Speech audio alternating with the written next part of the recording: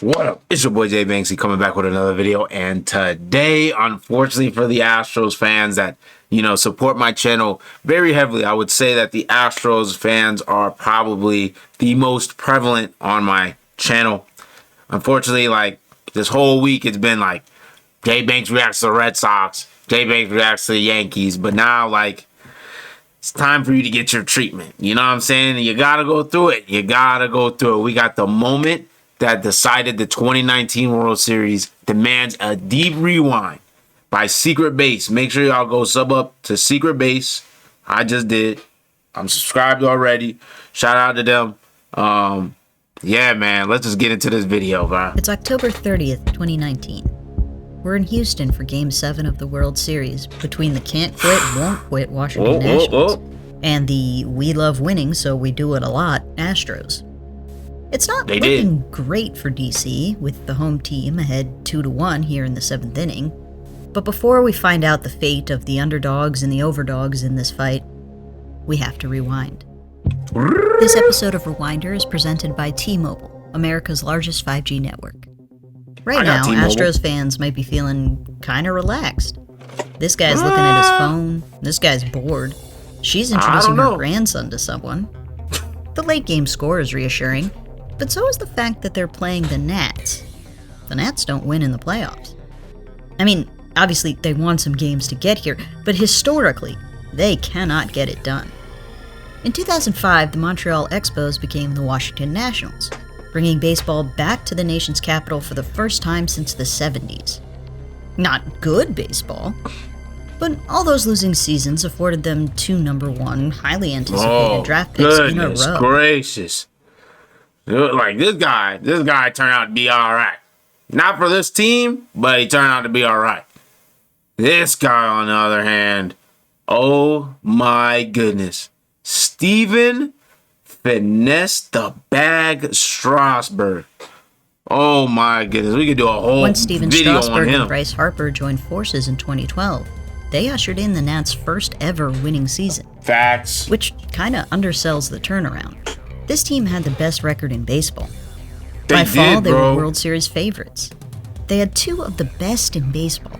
Take that to the postseason and run it. What's that?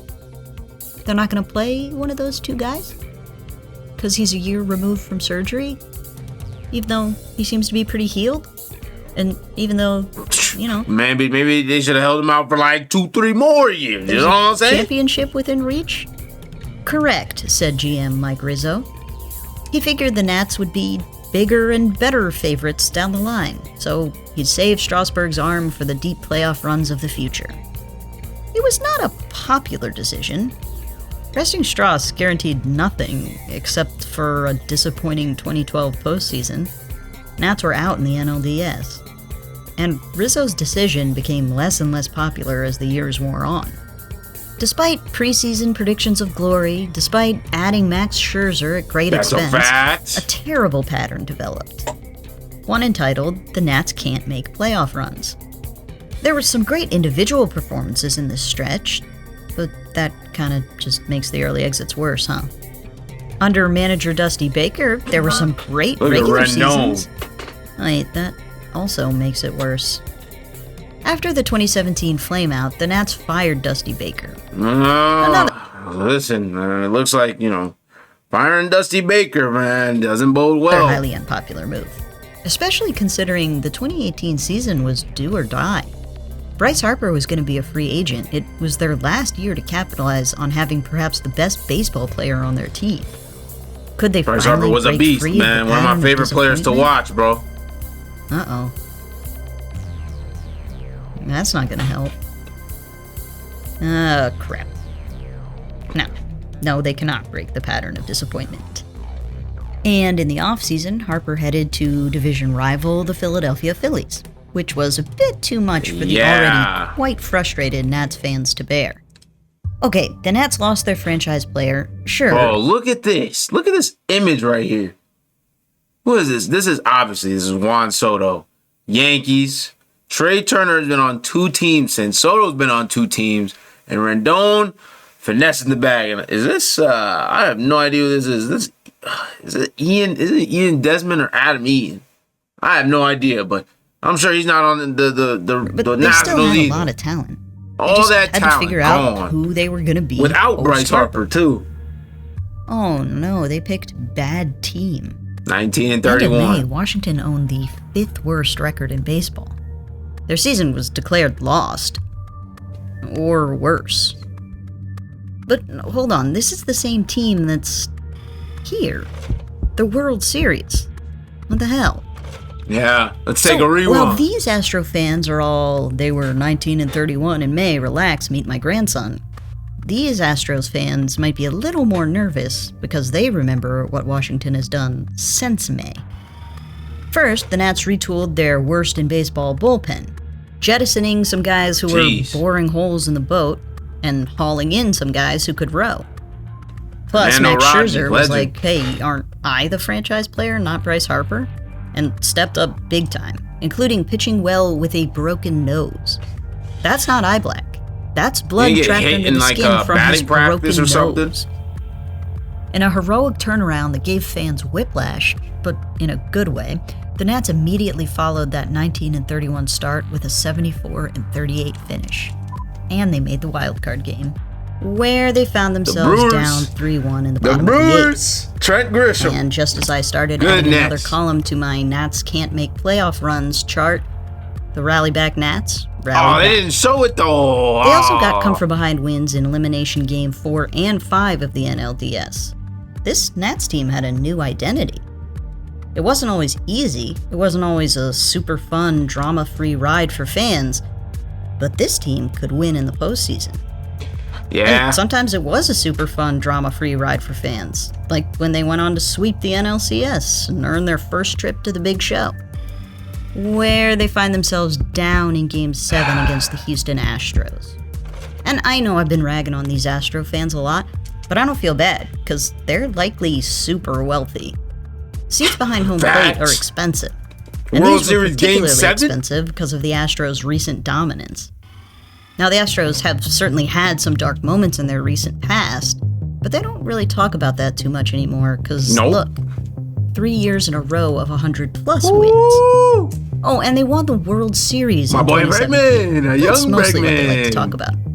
How'd the Astros get so good? Well, the bleak years let them use the draft and their farm system to rebuild. My boys and right here. They were pretty good at drafting. What's that noise? Anyway, they also traded for some aces. And that's it. That's how they got better. Oh, that's so cold-blooded. I was like, yo, what is that doing? They called for that one. Yo, no way Secret Base doing that, bro. Nothing else helped them at all. It was just some genuine, great work from the executives down through the players. But among all this well-earned success, the 2018 season was a bit of a downer. Great regular season, but they got eliminated in the ALCS. That letdown aside, nobody doubted the Astros that boy this looking season. dapper, Their boy. 2019 roster had 7 All-Stars. Money Green. Wait, that's only Garrett 6. Cole. Ah, there's the 7th. Greinke. Trading for Greinke was a win now. Is a weird dude, There's apparently. no waiting. There's no considering the future. There's only an extremely stacked deck in 2019. Woo! Look at this roster, bro. Looking at this roster, like, these are all legitimate, like, potential Hall of Fame, like, candidates. Not saying, like, on the ballot. You know what I'm saying? Like, that's insane. Good luck, all other teams. Even the Astros are guaranteed Hall of Famers. You know what I'm saying? I'd put Bregman in there as the fourth. Like all the but, Astros would have to do in October is collect their commissioner's trophy. The postseason hasn't been a cakewalk. And part of that was because Greinke wasn't as great as everyone thought he Look at did. Jordan. He had struggled in the postseason before, but nobody felt the need to bring that up until his ALDS Game 3 performance. Zach was again not great in Game 1 of the ALCS. ALDS. So I'm guessing the Astros were a little nervous in Game 3 of the World Series. They were trailing by 2 games and had to count on Greinke. But the 36-year-old survived. He allowed 7 hits and 10 runners on base, which sounds bad until I tell you that he only let through 1 run. He didn't make it easy on himself. He didn't make it drama-free. But the ace the Astros mortgaged their futures for survived. Houston took the game, and the next one too, tying Oh yeah, up this the is when he series. dropped the bat on him Whatever, too. said the Nationals. Max Scherzer's pitching Game 5. Oh shit. Scherzer woke up the morning of Game 5 with a neck injury so debilitating he could not raise his hand over his head. That's He couldn't dress crazy. himself. He couldn't turn his head to talk to reporters in a press conference. And also, he couldn't pitch. The Nats lost Game 5 and faced elimination. Before Game 6, I bet Nats fans were saying, good thing we rested Stras's arm in 2012 because we're going to need it tonight.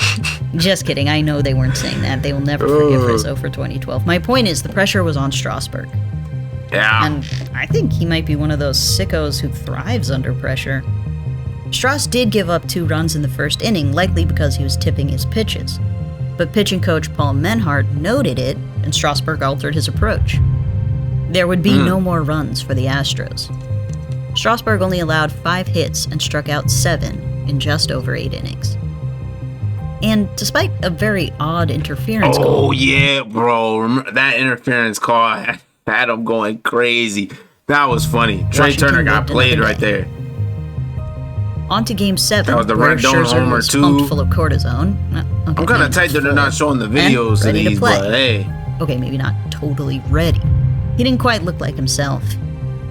He hung tough, but gave up 2 runs and was taken out after the 5th. Yeah. His counterpart, Greinke, for the second time Greinke this did series, well, proved bro. the Astros made the right call trading their future for him. Through the 6th, he'd allowed only 2 base runners total. He was But he did dealing, make but one then mistake in the top of the 7th. that home run, Anthony low Rendon key, is the kind bro. of guy who can make you pay for a mistake. With a solo home, Yeah, he's making the Angels pay for their mistake too. the Yeah. Nats were down just 1. Greinke pitched very carefully to Nats young phenom Juan Yeah. Soto, and that's This why guy. right now Greinke's over here sitting and trying to will his team to a championship, Yep. and reliever Will Harris is over here Oh, the standing LSU and trying to product. pitch his team to a championship. Will Harris. Greinke had only thrown 80 pitches. He had really only made 1 mistake, yet manager AJ Hinch pulled him. But hey, how can you blame Hinch? You got to understand it's different. Like 80 pitches, but it's about the 3rd time going around that lineup. So something's got to give eventually. And when you got that runner on, I'm assuming by a walk because it's the first pitch.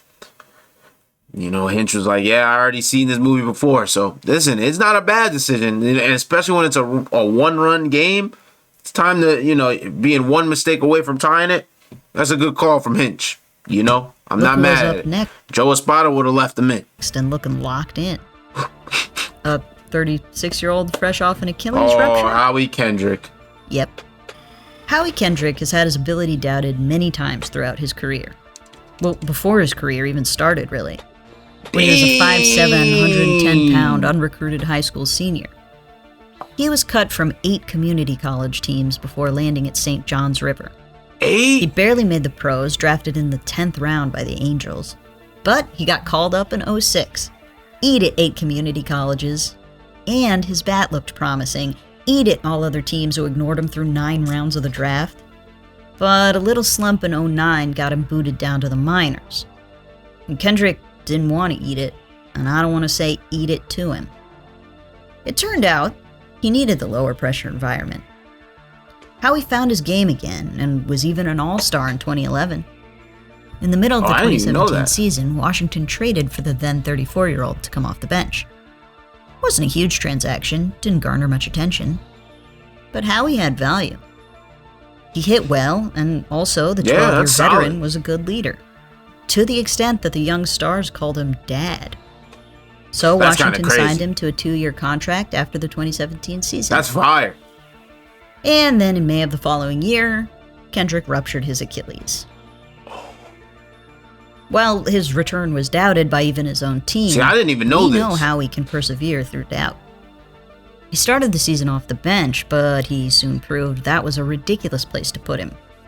Whoa. Rizzo called it a magical season What for the heck? Kendrick.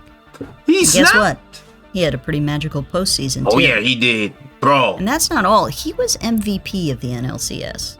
He went So stupid. yes, Kendrick is a 14-year vet, 17 months removed from an injury so severe it's described as a rupture. but he's also a formidable bat a few weeks removed from being a hero. So that's why the Astros pulled Greinke and put in their red-hot reliever. And perhaps that's why that reliever doesn't look super confident. The red-hot reliever? Yeah. He just threw Kendrick strike one. The Astros have been to the World Series before, and have only added stars to their roster since then. They're supposed to be here now. Well, they're supposed to be in the World Series with a lead. Break me, my boy! The Nats, for many years, including a chunk of this one, seemed like a team that would never get to the World Series. They were not supposed to be here. And yet, and sure, they're down and the pressure's on, but that's kind of their thing. This is a moment in history. I always say that. That's down the right field line into the corner. Oh my God! Nationals on top. My goodness. Has made it 3-2. Off the pole and right. Okay, that was the 7th inning, so I should provide some closure. With momentum on their side, the rest of the game and the title belong to the Nats. Man, shout out Secret Base, man. When you already know, like, they give some great videos. Like, I definitely recommend y'all go sub them up 1000%. But yeah, listen, Astros fans, if y'all made it to the end of this video, I want to give you a big round of applause for making it this far. If you watch the whole video, like, this video was 16 minutes and some change of torture. So, like, for y'all to go through that, I really rock with y'all. Y'all are some real fans that'll rock with your team no matter what. And as for the other fans that might not have watched it, I'm not discrediting y'all at all. Definitely, I still, like, get jitters at watching 2003, as you can see. Anyway, yeah, make sure y'all sub up to Secret Base. And, yeah, it's another great informational video. Shout out them boys on the Nats. If there's any Nats fans in the comments, let me know. It's been your boy Jay Banksy, and I'll see you when I see you. Peace.